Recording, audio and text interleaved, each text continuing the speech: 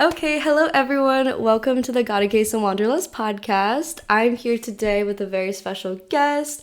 She's actually the first guest of our season 5. We're kicking it off super strong, and her name is Karen Amadi, who is a boss queen from Nigeria, but is now living and studying as a medical student in Porto, Portugal. So, Karen and I met through her sister Michelle, who I actually connected with from an app called Trip BFF on my last solo trip to Portugal. So basically, serendipity brought us together, and I'm so excited she's joined us today to talk about a whole host of things from, growing up in Nigeria, living abroad, and modern day colonialism within travel. So without further ado, welcome to the show, Karen. Thank you. I'm super excited to be here. It's my first time being a guest in a podcast or ever speaking in such a thing like this. So I'm slightly nervous, but really excited.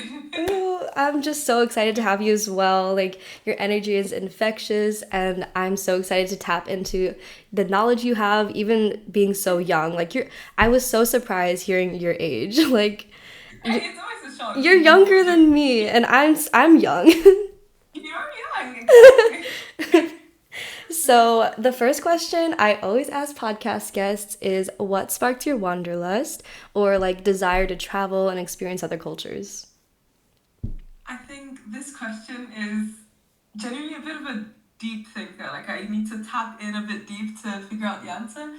I'm gonna give a bit of sort of a background in the sense that beforehand, my answer would be to explore as many countries as possible, to see as many cultures as possible, to meet with as many people as possible.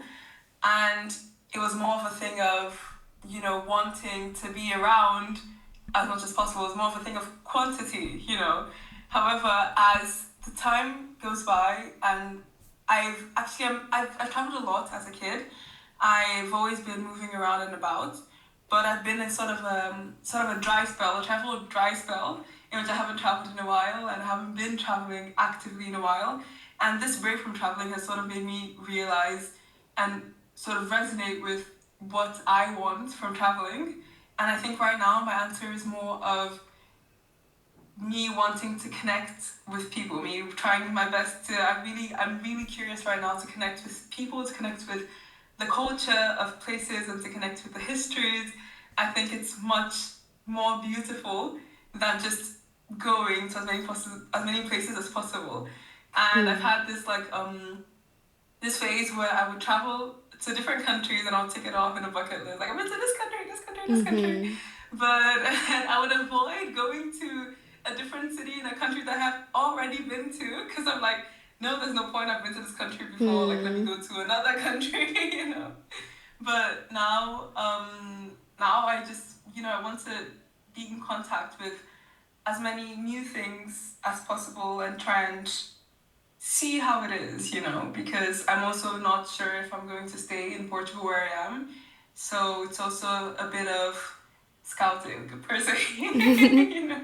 Yes, I love that. Like, really approaching things with a curious mindset, like a genuine curiosity about the Exactly. culture and the people, the connections you can make, rather than like check this off my bucket list, Yeah. been there, done that, which I feel like this mentality is something we're all guilty of, something that I'm trying to overcome as well because That's true. ultimately like the reason we travel is to have these deeper experiences and to actually learn from the places we're visiting and not just brag about it to whoever we're talking It's to. very true. This is a very difficult habit to take off. It is Quite especially in the difficult. age of social media. That's so true because you want to post as many things as possible. Like I have a highlight on my Instagram of countries I've been to in Mm, the past 3 years. I haven't all the countries I've been to aren't there because before that I used to travel without a cell phone. I wouldn't be taking photos. But so now that I have that highlight, I'm like, oh my god, I want to put more things in the highlight. I want to put as many right. things as possible, as many cities, as many countries. Yeah. Right, as if that's like a reflection of how well traveled we are. I think that's why we do it. It's because like, oh, I've been to X amount of countries, so that means I'm knowledgeable about these parts of Exactly. the world. When, However, it's more yeah, about the quality in this sense than mm-hmm, the quantity. It's the quality. Like you can be to as many countries as possible, but then if you don't take even a little, like even one thing out of that travel experience, is like, were you actually there? Like, what were you doing there? You know, it's more Exactly. about quality than quantity, actually. Amen. Amen, sister. Amen. So, relating to being more culturally educated, I personally would love to become more culturally educated in countries in Africa because I really feel like this region of the world is severely underrepresented in all aspects. And you grew up in Nigeria, which I loved learning about your and Michelle's experiences hanging out with you guys. So I would love for you to share like anything you'd like about the culture in Nigeria, what it was like growing up, and like maybe, yeah, any differences that you experienced after living abroad now. I think the curiosity of Africa is very valid. I'm also very curious of Africa because unfortunately I have not traveled to any country in Africa aside from Nigeria, which is ridiculous. I think now I'm like, that's absolutely, it's preposterous. It's blasphemy. How dare I? How dare I? But so growing up in Nigeria, like I said, I'm always a traveler. My family, we've always been moving around a lot. So I've lived in I've majorly lived in three different cities in Nigeria. So the first few years of my life, I lived in Port Harcourt, which is the port city of Nigeria. It's like, it has a port bay and, the exports, it does exports by water as well. And it's quite a popular city. I think it's the fifth most populous city in Nigeria. So it's quite a big city, right? And but life there was really chill. Like there wasn't I was an infant, I was a kid, it wasn't a lot we had to do. But the neighborhood that I lived in and the neighbors, we were all close together. We all knew each other and stuff, and it felt like a little community where I lived in. So the city itself is big, but the place where I lived in was sort of a cutesy little community-like neighborhood where I knew the lady that owned the sweet shops down the corner. Like I would go there, she would give me sweets for free, and we would pluck fruits from the neighbors' gardens and stuff like that. So it was like very community-based, very sweet, very chill vibes. And then I did the whole of my primary education there. And for my first year of secondary school, which is the seventh grade, I don't in the US it's what the middle school, first year of middle school, isn't Yeah. it? Yeah. So the seventh grade, I did it. I moved to a different city, which is Abuja. Abuja is the capital of Nigeria, and yeah, I lived there for the first year of my secondary school, my secondary education, middle school. And I don't really have a lot of. I think Abuja didn't really resonate with me because, like I said, I stayed there for a year. I couldn't really absorb a lot of the city. I couldn't really absorb a lot from the people. But then I moved on to Lagos, which is the city that most people know of in Nigeria. Lagos is like the commercial capital of Nigeria. The way I explain it is like how Rome is the capital of Italy, but how everyone knows Milan. Hmm. Lagos is the Milan of Nigeria, sort of. And Lagos is it's very hustle bustle. Like it's very different compared to the other two cities that I've been to. Abuja is a bit more busy, but Lagos is very, very busy, very, very hustle bustle, and I absolutely loved it. So I did the whole other of my secondary education there, like from the eighth grade up and above. And Lagos is, like I said, it's one of the cities that I think resonated with me the most. Um, but life there is quite busy, but not, it's busy and noisy, but not noisy in a bad way. Noisy in sort of a good way. Like this noise, it's it engulfs you and it envelopes you like a warm heat. And anyone that's listening to this that lived in Lagos would be like, what the fuck are you talking about? But to me, Lagos felt nice. The noise and the busyness of Lagos felt nice, which is why I think I'm a very city person. But yeah, so I lived in three distinct cities, all three very different cities in Nigeria, and I think my experience of Nigeria is quite it's bittersweet because as an honorary mention, I also lived in the UK for 1 or 2 years when I was an infant, so I have no memories of the UK, so I don't mention it as growing up in history. London, and I lived in Leeds as well. But because of that, for some reason, the British accent stuck with me until I grew up. Like until this day, until that I still do switch to the British accent.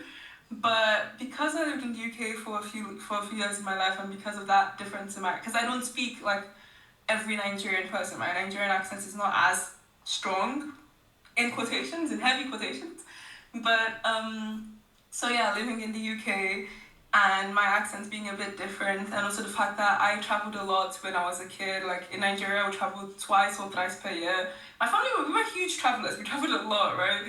And we would travel to countries outside of Africa. We traveled to the UK. We traveled to Dubai. We traveled to Ethiopia. Like traveled to different places, like very distinct countries with distinct cultures and distinct communities. And because of that, I had a lot of exposure to outside Nigeria, you know, and I brought that exposure with me unconsciously into Nigeria and into my secondary school. And I remember in secondary school, I used to be called whitewashed a lot. I used to be called whitewashed. I used to be called posh, not posh in a good way, not Mm-mm. posh in a good way. I even had like a few kids that would say that my accent, my British accent, was faked, and I was faking my accent. And for me, that's something that sort of it stood out to me because, you know, I felt as though I didn't belong. I didn't resonate as well with people in Nigeria. However, to white people, to Europeans, I don't resonate with them as well. Like I didn't fit in any single place. And as a kid, it was trifling. You know, it was quite it was an experience, not a very nice experience, but it was an experience because as a kid, you know, even as an adult, everyone, we want a sense of community, we want a sense of belonging. And I didn't have that sense of belonging with anyone. I felt like I didn't belong to Nigerians, I didn't belong to non-Nigerians. I didn't know where I stood in life. But the more I grew up, the more I realized that it doesn't really matter. You know, like I'm Nigerian, be it by phenotype, by genetics, by blood, whatever, and also by community, because that's where I live the most of my life. You know, that's where home is to me. So I'm Nigerian in my entirety, and the fact that I've had different experiences, the fact that I've lived a little bit outside of Nigeria doesn't take from my Nigerianness, and it's still something that I sort of like. I'm sort of working on. I'm sort of a bit struggling with, but as time goes by, the more I learn to be more comfortable in my own skin and realize that whitewashed does not exist. It's not a thing. Mm. Because it's the matter of, which is why I think racism is the stupidest thing in the world. Because the way you act, the way you present yourself, the way you perceive the world, the way you speak, your mannerisms, it's dependent on your culture, it's dependent on your community, on the people that you were around, and not the color of your skin or anything else. You know, it's more of a society-based thing and a cultural-based thing than a physical or phenotype or genetic-based thing. So the more I grow up, the more I realize that that's actually, you know, um, me being whitewashed does not exist, and I'm Nigerian in my entirety, and I found myself people that I resonate with. You know, they don't have to be Nigerian, they don't have to be European. There's a mix of a bunch of people around me, and I found also some Nigerians that I really resonate with. So it's nice, you know. Mm. But moving to more like nicer and less bittersweet, less sour parts of Nigeria. I think Nigeria is a beautiful, very, very rich country. Rich in culture, rich in land, rich in raw materials, rich in everything, rich in people. The Nigerian people are one of the best people you would ever meet in your life. No kidding. Like, I am being so down. And this is not because of Nigeria. It's not just, I love Exhibit Nigeria. A here. But like Nigerians are so friendly, we're so kind, we are very open to lots of people.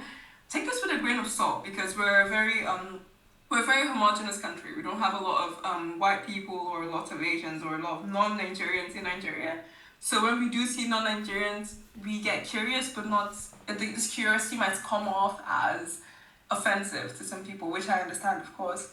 But the people are so nice, they're so kind, they are very welcoming. And the culture in Nigeria, I can't speak about culture in Nigeria in general because Nigeria is very diverse in culture. So you go to north, south, east, west, you see completely different people. Different in attire, the food is different, the way they act is different, the climate is different as well, obviously, because Nigeria is huge as well, right? And just in general, everything feels different. But culturally speaking, my tribe, which is the Igbo tribe, we are one of the three top tribes in Nigeria. Igbo people are known as merchants. Like we were the merchants back in the day, and we're still very we have a love for money. That's what people say, okay? But we're still very receptive, we're very kind.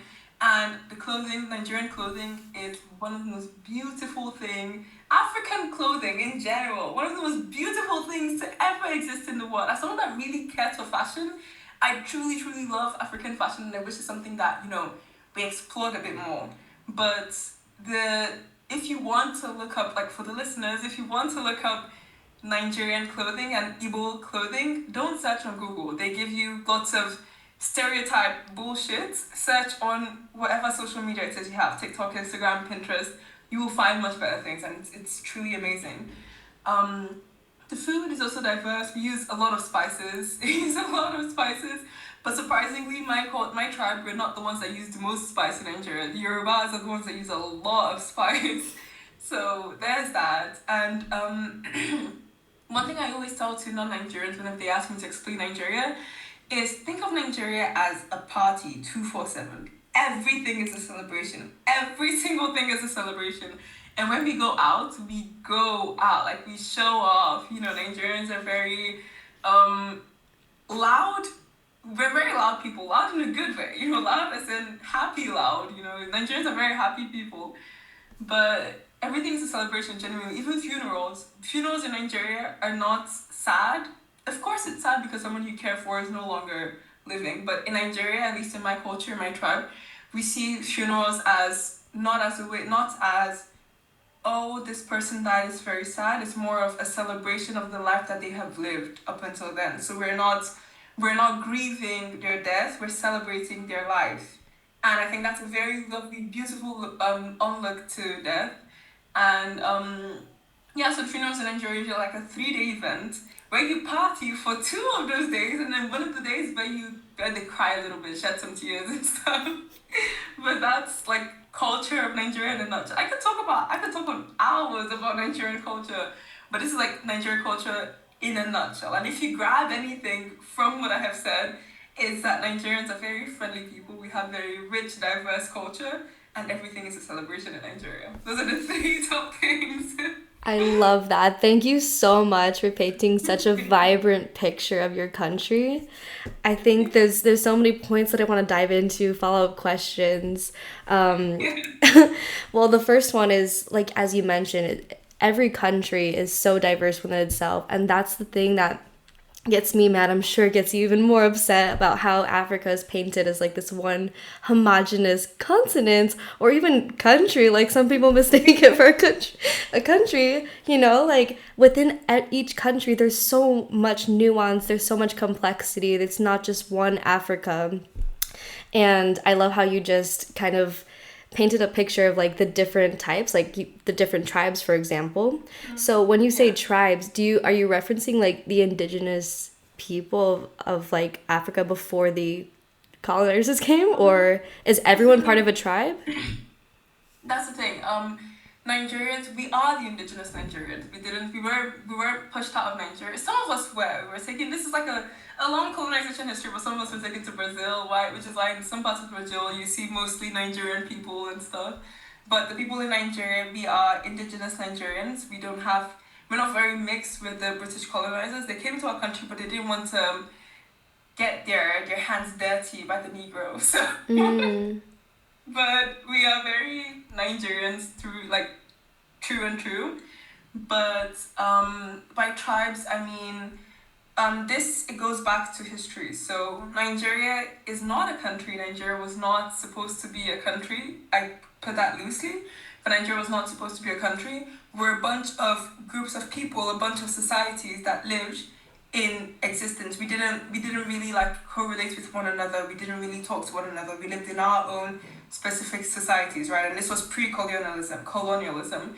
And when the British came, they saw these different little societies. I put little again loosely because Nigeria is really big and there's always a lot of people there.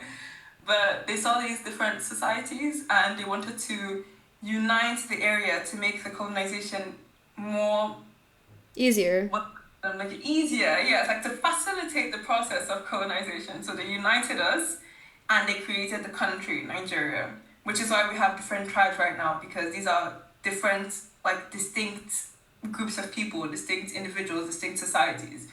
And so, which is why the tribes are very different from each other. And in Nigeria, we speak 525 languages.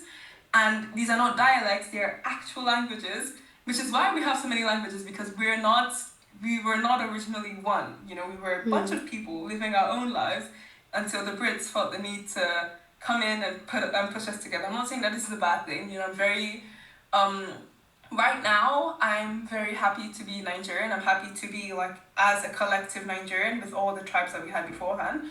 But it's something that was not necessary on their part. You know, it wasn't their place to intervene and, you know, push us together in that manner. But that's why we have so many tribes, because we're different people, and because we become one country, we can now not call ourselves different countries. We can now not call ourselves different individuals. So we call ourselves different tribes. And there are three main tribes in Nigeria. There's the Igbo tribe, which is my tribe. There's the Yoruba tribe, and there's the Hausa tribe. And each of these tribes, they speak the language of their name. So the Igbos speak Igbo, the Yoruba speak Yoruba, and the Hausa speak Hausa.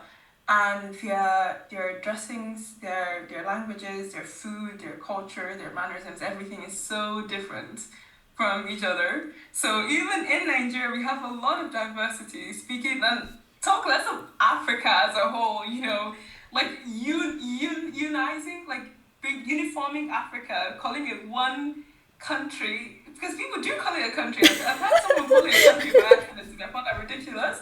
But you know, bringing it all together, calling it one, it's absolutely insane. Because I also have some friends from like different countries in Africa. I have a friend from Kenya, and Kenya is slightly similar to Nigeria in terms of people, but everything else is completely different. These are completely distinct countries.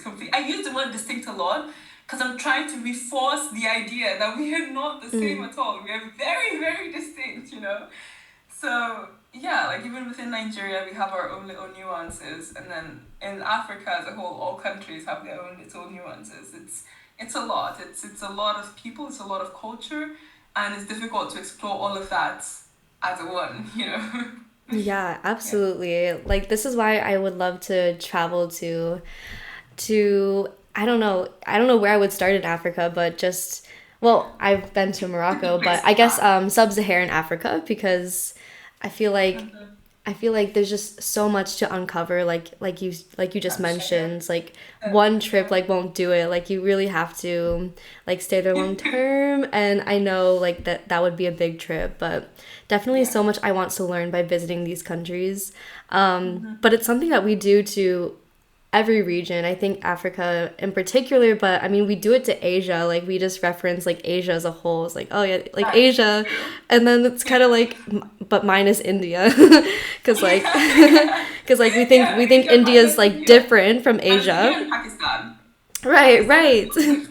Exactly. So we tend to do it to everywhere, I think, except like Europe and like the United States. Like when we talk about, I feel like Western countries, like we reference the individual like state in the United States for like New York or California, like, or we are like France or England, you know, like we don't reference the continent or the nation, the region as a whole, and like homogenize it as much as other places. So we'll get into like kind of how the Western lens of the world shapes how we view things. But before that, I still want to talk about Nigeria, because there's so much there.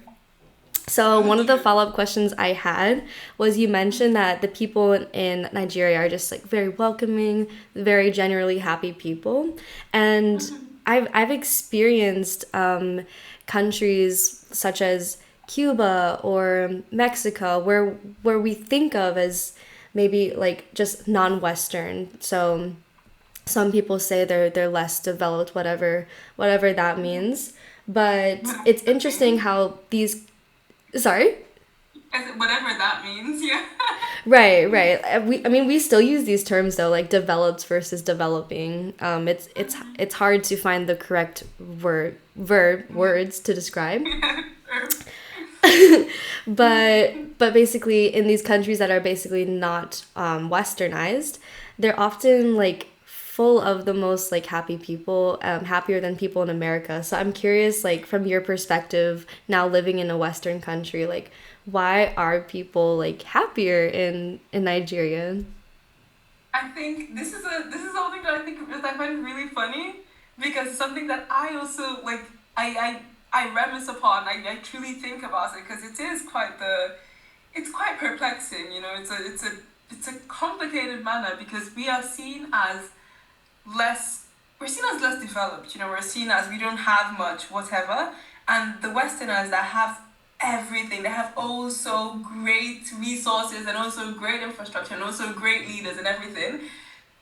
They are not as happy as we are. Mhm. And I think one of the reasons, this is something that Nigerians say a lot, is that we've seen a lot of suffering in life that we have no reason to not be happy. You know, like if we succumb ourselves to the suffering, we are going to be miserable people. So we shan't succumb ourselves to the suffering. We shan't let the suffering eat us up from inside out, and we just continue to live our lives happily. That's one thing that Nigerians say. We sort of say it as a joke, sort of, but I think there is some truth to it. There is genuinely some truth to it because um for disclaimer, I'm not invalidating anyone's upsetness, anyone's sadness, anyone's suffering.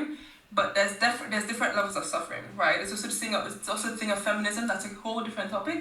But here in Europe, I would see patients in the psychiatric ward, and they would have borderline depression, like borderline oh my god, what's it called again? Borderline. Personality disorder. Thank you. A whole med student. But I was patients with borderline personality disorder, and what triggered their borderline personality disorder was like their mom didn't pay attention to them as a kid. Like their mom paid attention to another kid, to their sibling more than to them. And to Nigerians, those are not reasons to like we have a lot of suffering that those things are seen as very, very, very secondary, tertiary even. Like it's very, very low in terms of our priority. So the things that would run a Nigerian crazy have to be something very severe. It's the same thing of the pyramid, the pyramid of necessities. We are trying to establish basic necessities, not water. Nigeria has good water, guys. We have water, okay? We have water. You mean it's not a dry like desert? Okay. Thank you for clarifying. We're trying to establish the base. So we can't focus yet on that things on the higher end of the pyramid.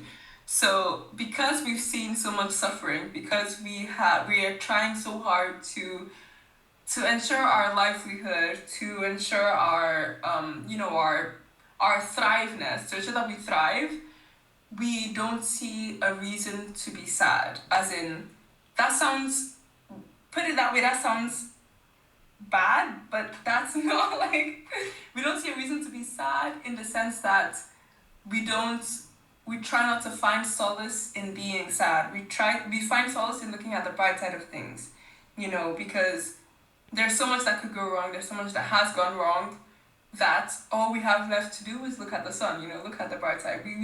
We see that, it rained today and my crops needed water. Amazing, life is good, life is great. Or I wanted to go out today and it didn't rain today. Oh my God, life is great. It's the little good things in life that we truly enjoy and stuff. We truly appreciate them. And by the way, this is a generalization because in Nigeria there is a huge class system in the sense that the rich are really rich and the poor are really poor. So there are a few people that fall in the middle, but then it's usually that huge distinction. So I'm generalizing both the rich people and the not so well off people. We all think like this. It doesn't matter how much money we have. It's just a collective mindset, And there's also another theory that I was exploring with a friend from Portugal, in that people from countries where there's more sun are happier. Genuinely, like people in countries where there's more sun are happier. I don't know what exactly it is, whether it has to do with dopamine, whether it has to do with the neurotransmitters, but something about it. I think this is something that's worth studying by scientists. But which is why people in Portugal are happier than people in, say, Ireland, because they have sun here. And Portugal is considered of a lower socioeconomic state than the rest of Western Europe. So they are sort of the Africa of Europe. I really hate that term, by the way, but that's what they call themselves. I think it's ridiculous. Really? Yeah, that's what they call themselves. But yeah, so the suffering doesn't stop our happiness in Nigeria. We continue to be really happy people. We continue to look at the bright side of things. And even when we don't look at the bright side of things, we are just born with a certain happiness within us. We're nurtured with a certain happiness within us.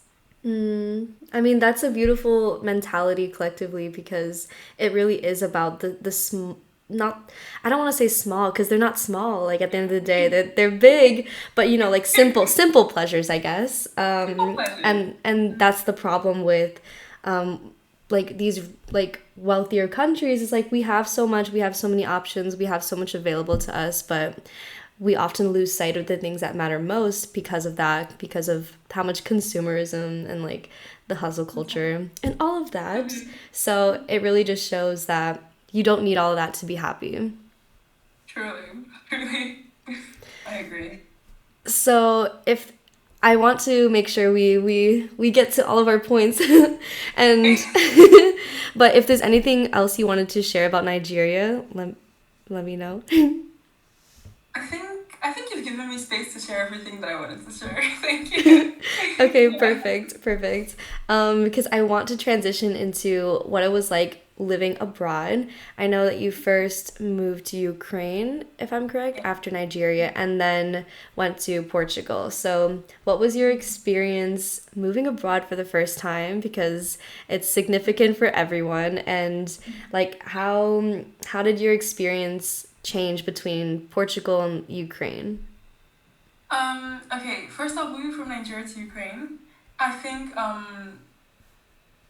like you said, it's something that's significant for everyone, but I feel like the significance was sort of dulled off because of two facts. First of all, like I said, I moved around a lot as a kid, so I'm used to not having a home base. I'm used to not having, I don't have roots anywhere, sort of, I say it loosely, but I'm used to moving around a lot. And two, the significance was dulled down a bit because I moved with my family as well. Like I moved with my whole nuclear family. My parents, my sisters, we all moved to Ukraine together. And we actually moved because my older sister Michelle went to Ukraine to study and she was there for a year alone. She was there for 2 years alone actually. And then I was going to university as well, and I was going to the same city as Michelle, so my whole family just moved with Michelle and I to stay closer to us. Because my mom is a very my mom loves being close to us. She has like attachment issues. She loves being close to us. Oh. So we all moved to Ukraine together, and it was so nice. So I didn't really feel because I think that what's most significant about moving to a different country is the feeling of aloneness. You feel like you've left everything that you knew behind, and you're in a different place. You're alone, or even if you are with someone, but like in the nutshell, it's a feeling of loneliness. You feel like you don't belong there. You're trying to find your roots, trying to find your space, your community within a certain set of people. And for me, I didn't have to struggle with that much aloneness because I was with my family the whole time and I was in my family's house and I had my parents and my sisters to fall back on. But it definitely was a jarring change. It was a jarring. I say that it was nulled down a little bit, but it still was a jarring change because Ukraine is so different from Nigeria. It's different from the UK as well. Those were mostly what I knew, the UK and Nigeria, right? And it's so different from the two of them. Um, it's not just the climate. It's very cold in Ukraine. It's like we get negative degrees. Sometimes we get to negative 20 degrees. It's freezing cold in Ukraine. But not just the weather, because I wasn't so bothered by the weather, right? I think what bothered me the most is the people. Ukrainian people are very closed off. It's due to sort of a trauma response from the Russians and the infiltrations and everything. So I'd say it's an understandable thing. But then for me, it felt like a huge difference. It felt like I didn't know how to navigate those people because, like I said, they're very closed off. They're not very open to. They don't smile and wave on the street. They don't say hi on the street. They don't help people without prompt. If you need help from someone in Ukraine, you ask for help. You're like, "Hi, you in the red shirt, could you help me?" Meanwhile, in Nigeria, you could just be struggling, and there's like 5,000 people coming around to help you. sometimes out of curiosity, Nigerians are very nosy people, but still, but still. So there's like that was a huge change for me, and also the racism. It's unfortunate, but Ukrainians are very racist people, and I think they're also aware of their racism.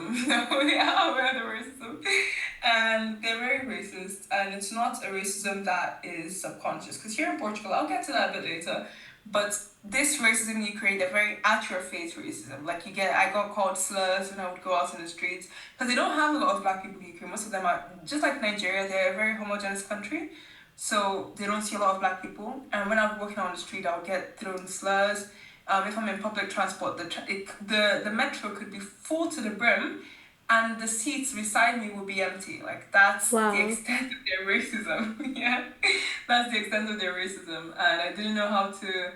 It was I was young. I of course I knew what racism was, but it was my first actual contact with real racism. And at first I didn't understand that it was racism. I was confused. I was like, what is going on? Don't they want to sit beside me? What's going on? But as the time went by, I sort of slowly started to realize, oh, it's because I'm black. And it was that realization for me was quite depressing. It was quite sad because it's not something about myself that I could change. It's just how I was born. And it's not something that I wanted to change either because I will always be very confident and happy in the fact that I'm black in my culture, being Nigerian, being African Nigerian. I think that's something that I truly resonate with. But seeing people not appreciate me for what I appreciated in myself, it felt like when you get poured cold water, like cold water was poured in my face. I was like, this is reality. This is my Mm. reality, right? And for me, Ukraine, probably the main problem in Ukraine was the racism, and it wasn't just me that noticed it as well. My baby sisters that were in preschool also noticed it in the sense that there was a time that my baby sister, she was I think 5 years old at the time, 5, 6. She came back home after a day from preschool, and we were watching TV, like the little children's TV, and a monkey came up on screen because it was children's TV, right? And she pointed at the monkey. She looked at us and she was like, "That's me." And we were all so shocked. We were all so baffled. Like, what Wow. the fuck? It was quite ridiculous. We didn't know what to do. We didn't know what to say because it wasn't a reaction we were expecting. And she had a smile on her face, but then a sad smile. You could tell that this is someone that had been nudged at and had been called a monkey during her classes. And it's ridiculous because the Ukrainians don't even speak English. So they went through the effort of translating the word from Ukrainian to English Mm. to throw at a 5-year-old kid.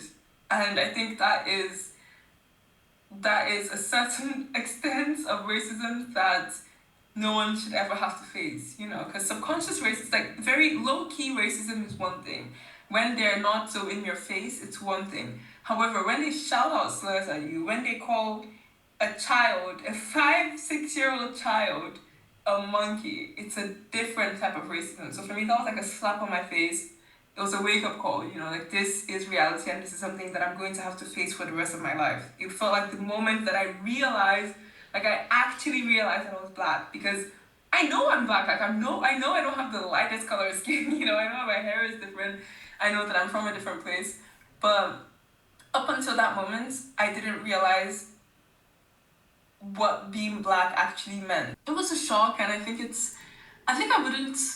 wouldn't trade my experience in Ukraine for anything. I think if I could go back, I would still go through the same things again because I think these are things that we need to, some things that you kind of have to experience before you can say something about it or move towards a better place or, try and educate people as well. Because if I didn't go to Ukraine, I think I would never actually be as aware of how serious racism can be because racism in Western Europe is one thing. I think they're very on the low key. They're very hush hush with it. It's also bad. That's like a different level of bad.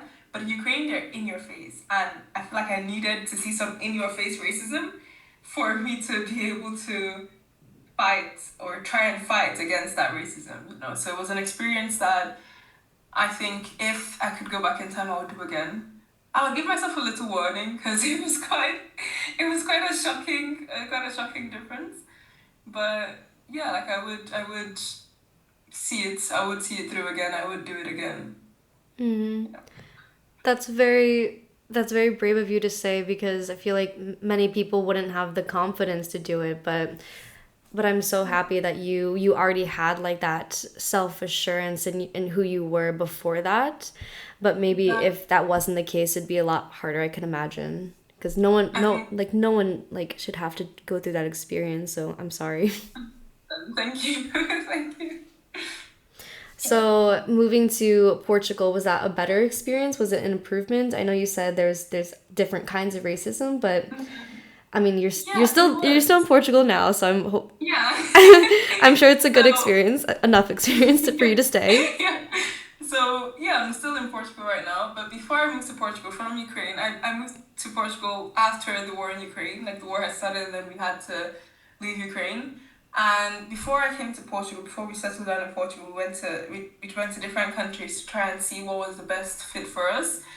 And the country that we stayed in the longest before Portugal was Germany. We stayed in Germany for 6 months. Mm. And sorry to all the Germans listening. I fucking hate Germany. I fucking hate Germany to my blood. I hate it so much.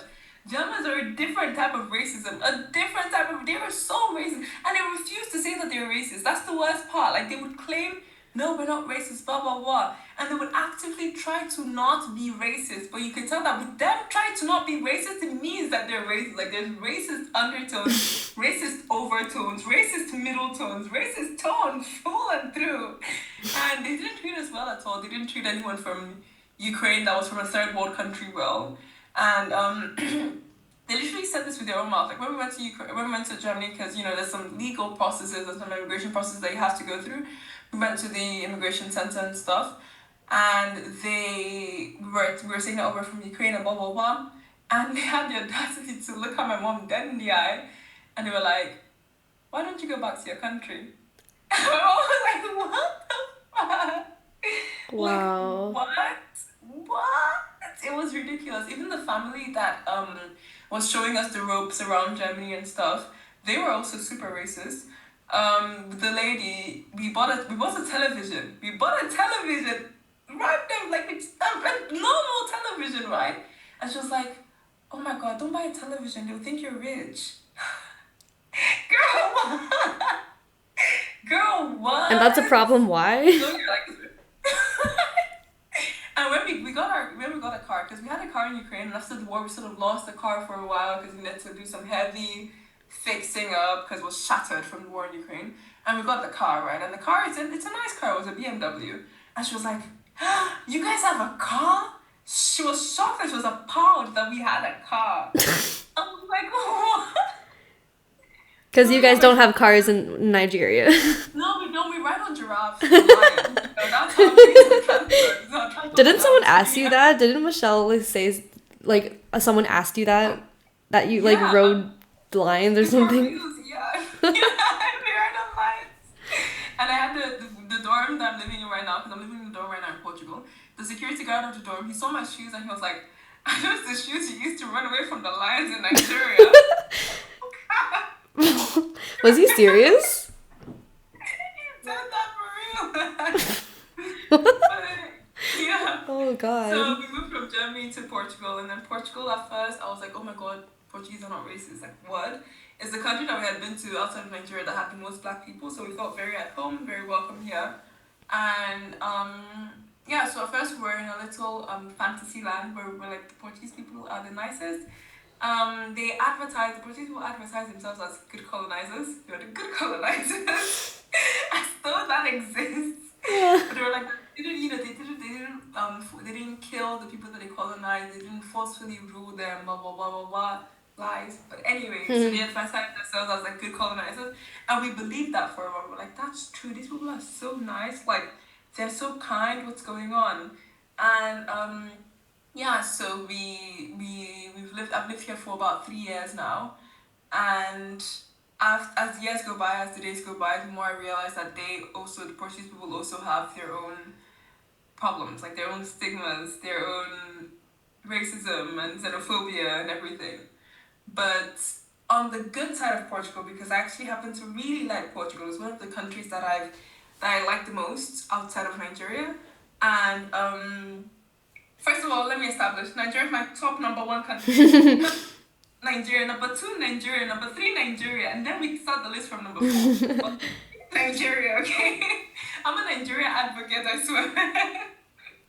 The But tourism board yeah, needs you as their representative, I swear. exactly, represent.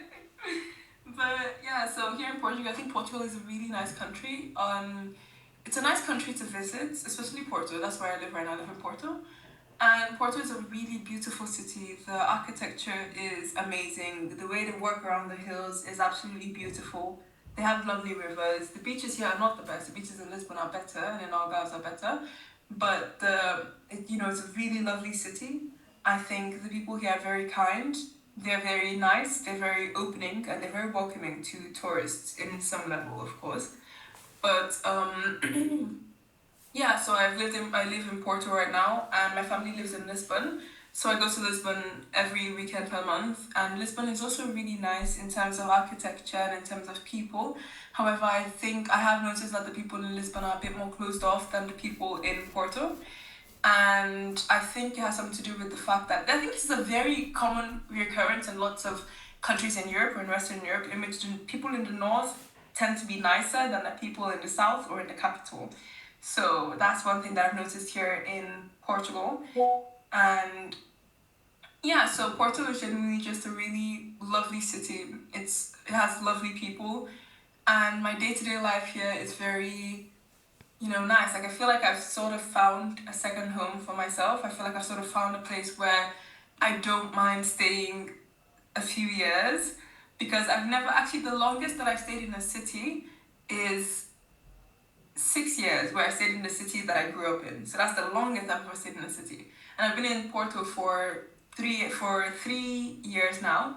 And I'm a fifth year medical student. I have one more year of med school left. I have my residence year, and then I have 6 more years of my specialty. So that's 7 years. That's 8 years actually that I have left here. And I want to do my specialty in Porto, which is a lot. It's like a huge thing. It's 6 years, So, Porto it's a place that I see myself staying 8 more years in, and that's beautiful, that's That a is, lot, I'm so genuinely. happy you found that place.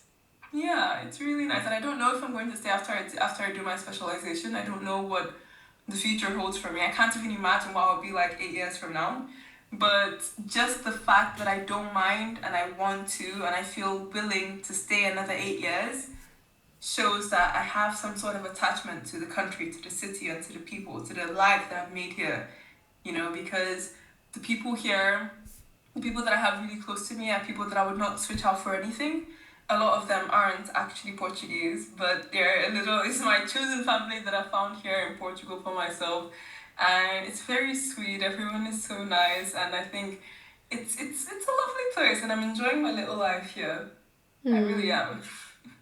That's so beautiful. I think everyone deserves to find somewhere that feels like, well, you found a home in Nigeria, but obviously a second home because you are studying and you kind of have to establish yourself somewhere. So it's beautiful that you could at least call a place home or like a second home. That's something I'm in the pursuit of currently. Hopefully, I will Oh, find okay, that fine. place. Yeah. but what do you think helped you like adjust the most? Like besides having your family network, like is there any like self work that you did or like any organizations, activities, like social activities that you joined to become a part of Porto? I think for me, I'm an extrovert, right? I'm an extroverted person. I get my energy from outside sources and I get my energy from people. So the way that I felt comfortable in Portugal is by finding people that I felt comfortable with, and the way I found these people, because lots of the people that I'm really close to here in Portugal, they're not Portuguese. I think only two, one, two are Portuguese, but obviously my university was sort of the biggest social activity that I had going on. But then I was also in a language learning course, which I happened to find by accident this one girl that sort of changed my whole life in Porto. Genuinely, like I think of her as my friend, so my friendship soulmate, genuinely, because like I found her and Porto started to seem a little bit brighter, like started to seem a lot nicer. And then I found that person and I found my people and I sort of, assimilated in that. But even before that, because I found my people only a year after I was here, so the year before that, and what I still do now actually is that I would go out alone. Before that's actually before I used to be really terrified of going out alone. I felt like that was a sign of my loneliness. I felt like people could see me outside and they could sniff loner. Like they would see me and they'd be like, "That's a loner. She's a loser," you know. But I've been much more comfortable with going out alone these days. And then like it's the thing that if you're trying to, that's the thing. It differs on whether you're trying to find friends for you to explore the city with, or whether you're trying to find yourself a life or stability in that city and you're looking for more permanent things. Because if you're looking for more permanent things, I think the best advice I would say is find a community. Not find people, because the people will come after you find a community. So it's like find something that you enjoy doing, find something that you resonate with, find something that feels you, and go to that space, go to that event, whatever it may be, and go there consistently. Go there, every time there's an event, and then you will find like-minded people. At some point, you most certainly will find like-minded people because those are people that also enjoy the same thing as you. And I think it's very beautiful. Like one thing that I studied here in Porto was to go for yoga classes, and I really, really resonated with the yoga instructor. She's amazing. So that's what I'm saying. Like, you just go to places of things that you already know that you like. You go there and you find people, and genuinely don't be afraid to talk to people. Don't be afraid to strike up conversation.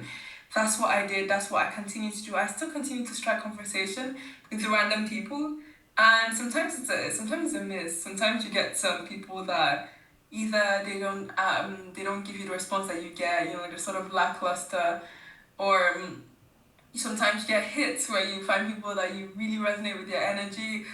But just because you resonate with someone's energy doesn't mean that you will continue to be friends. Doesn't mean that your friendship will grow into something more deep, like something less superficial. But that's the thing, those are different beautiful interactions. You can have people that you're more like shallow. I don't like the word shallow because I think every friendship and every connection is meaningful. But there's people that you meet, you don't plan to meet with them, but you meet them in a random place and you're so excited to see them. And then there's people that you let into your little inner corners and you tell them everything, your little deep dark secrets and stuff. But that's the beauty of life, finding connections in different levels. And it's genuinely not being afraid to open yourself up to all types of connections, because I feel like people normally are closed off, and I understand that. Like after I came back from Ukraine, I feel like I had shut all my walls, which for an extrovert like myself, it's something that was so out of character for me. I wouldn't speak to anyone that I met in public. Even if someone tried to speak to me, I wouldn't be very receptive because I was used to being shut off in a little hole. So genuinely, just to open your heart up, open your mind up, open your soul up to all types of connections. And when you find someone that, this is very spiritual, which is strange because I'm not a very spiritual person, but when you find someone that your soul sort of interlinks with their soul, you can tell like, okay, this is my person. And then when you feel that, it's beautiful. I'm not talking of romantic connections. I think romantic connections also have the capability to do that, but then getting that feeling from a friendship connection, from a purely platonic connection, it's one of the most beauties in life that I would not trade for anything else. It's absolutely amazing. So yeah, my top tips for people that are trying to find a home and trying to find a connection, people that are trying to, get that home in, is to go form communities, go to places of people, go to places that do things that you like, places or events that you're interested in. Open yourself up to any connection. Don't be afraid to speak to people. Don't be afraid to make the first move, because guess what? Everyone else is afraid. Everyone else is shy. So even if you see someone that you think is really cool and they think you're really cool, chances are you both will end up talking to each other, which is why you have to be the one to make the first move. So don't be afraid to make the first move. And don't be afraid of rejection. You will get rejected, and that's okay. It doesn't speak less of your worth. It doesn't speak less of how cool you are or how interesting you are. It just means that your soul didn't resonate with that person's soul. And that's fine. These things happen, you know. Just have to shake it off and move on to the next one. And there will be one. You will find it. I don't think, don't give up, genuinely, because it took me a whole year and a bit to find places and to find people that I felt home with. It takes time. It will take time, truly, yeah. Oh my And if gosh. you're looking for more Yes. like temporary, you know, you're going to visit and you just want to meet the nice people there, or you want to talk to the locals, you know, just go out, go out. Just go out. Like, go out at night, go out in the afternoon, go out for lunch. You see someone, you see them speaking Portuguese, tell them hi. They will tell you hi back because the Portuguese people are very friendly. And there's also the app that you and Michelle met on. I think that's also a really good place to find, like, to find locals, and not just locals, also travelers to the same area. And everything is a hit or miss. Sometimes you might get a hit, sometimes you might get a miss. Just be open to all forms of possibilities and all forms of connections, because life is beautiful and connections with people is amazing. It's absolutely beautiful. One of the best things that life has to offer. So yeah, I think that's what I would say to people. Oh my gosh, everything you just said, I feel like it's just pure gold. And I feel like you're speaking directly to me, like in what I need to hear, because living abroad in Madrid has definitely been more challenging than I expected, and especially finding community and like finding people that I vibe with. I think, like you said, it's a hit or miss. And for me, when I get that miss, I get demotivated and I tend to revert back to my introvert ways because it's easier to stay in your comfort More zone, comfortable, isn't it? Yeah. which in But my that's case is being part of your alone. comfort. That's like, this is something that I've started to say recently a lot. All good things in life take a bit of stepping out of your comfort zone. If you don't step out of your comfort zone, sure, you'll be comfortable. That's why it's called a comfort zone, right? But you don't leave yourself open for the better things that life has to offer. But that's the thing. When you leave yourself open, you're also sort of opening yourself to the bad things that life has to offer. But you need to know how to shake it off and move on. It's easier said than done. I truly understand, because even me, a full extrovert, not shy person like me, when I get rejected, I'm like, I am the world's biggest idiot. Why did I approach this person? I shall not approach anyone ever again. So I do understand that it's difficult, but then it takes some practice. You know, it's like, what's that thing called? People do like rejection therapy or rejection exposure, whatever it is. I think it actually works. It actually has some truth to it, genuinely. I feel like every person needs to listen to what you just said because I really feel like that's the best advice. So thank you so much for sharing your wisdom. Thank you. And I truly believe that you will find your community in Madrid. I think if you continue to leave your heart open and yourself open for making these connections and for meeting these people, I think you definitely will. Because you're an amazing person, and Oh, it might take people might not see that at first because you don't open yourself for people to see that. But I saw it at first. Like, I'm a gold finder. I found this gem. Come on, I didn't find it technically. Technically, I didn't. But thank yeah, I you. think you just open yourself and you got this, girl. Community will find you. Yes. I just have to find the community that I want to be a part of because, as you know, I will not be staying in Madrid. Hmm. You've I, made up your mind to not staying in Madrid for real. oh, I think I told you. I thought I told you. No, like my program for teaching English ends next month, so I'll be moving on to wherever the winds take me, which is TBD. Okay. Because you said you were trying to relocate to Europe, and I thought you were thinking Madrid as one of your options. No. I No, mean, very valid. I mean, I've spent almost 9 months in Madrid at this point, and Oh, I've definitely like from the first week I felt like it wasn't my city, and I think after spending okay. 9 months here, like I could confirm it's still not my city. No, I think if you feel it from the first week, chances are it won't never be your city, honestly, to never be your country. Like, that's why my family and I, we moved to three, before we came to Portugal, we moved to three different countries, and we stayed there for 4 days in each country, and we could already tell that that was not for us. Until we Germany, and then we found Portugal, where we're like, okay, Portugal is it, and we literally enrolled in a university. In the other countries, we didn't look for universities, right? But in Portugal, we actually looked for universities and we enrolled the kids in schools. Like we knew that this was it for us, at least for the short term. So I think if you didn't feel like it was your city in the first week, and you still don't feel like it's your city after 9 months, it's not a thing of, you not opening yourself up to the country or to the city. It's just that the city is not for you. It doesn't resonate with you. And that happens, and that's fine as well, truly. Yes, it's equally valuable to find out what you don't like as much as it is to find out what you do like. But I guess that's the delicate balance is like how much effort are you willing to put into kind of allow a place or a person, it goes both ways, like to get to know, to decide if for sure if you like it or not.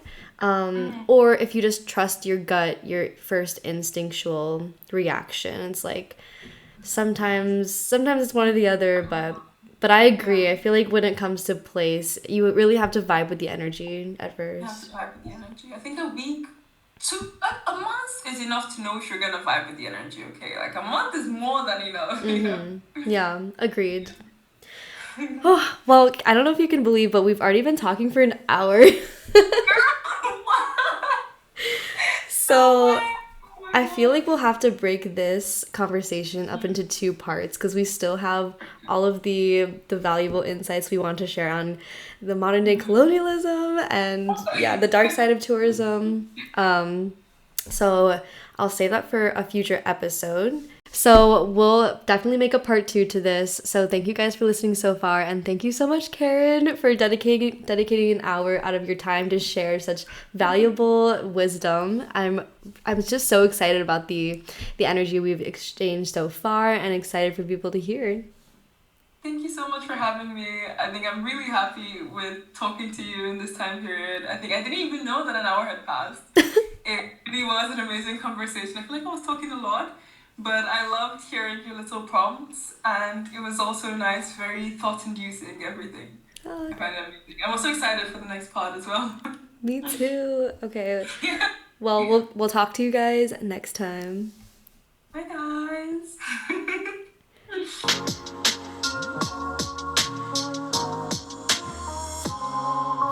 Thank you so much for listening to the Gotta Case Wanderlust podcast. Again, my name is Lydia, and you can find me on social media in the About section of this podcast. Please rate and review if you found value or insight from this, and I hope to see you in the next episode.